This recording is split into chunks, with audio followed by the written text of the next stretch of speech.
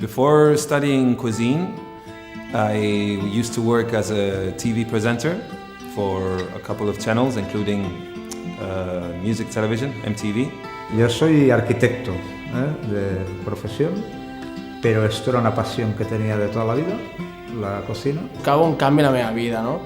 I fer alguna que m'agradés, no? Intentar fer coses que fes feliç als altres. Que la gente piensa que es fácil cocinar y no solo es cocinar bien. Veía básico formarme para no estrellarme.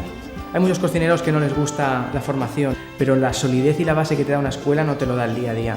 Bueno, quan vaig estudiar cuina m'hi vaig sentir molt còmode. For the first time in my life, I was in a classroom understanding everything. Everything was interesting. Everything made sense. Getting to know all the other students because they were coming from different places, so that was really enlightening. It'll be the best investment of your resources, your time, your money, and also it's Barcelona.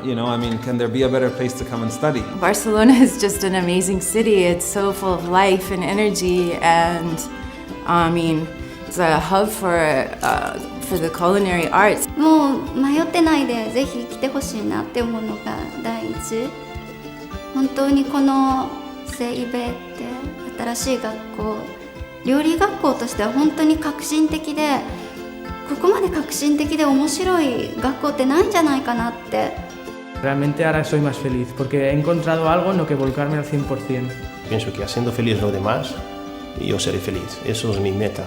Que es una profesión muy dura, que te tiene que gustar y...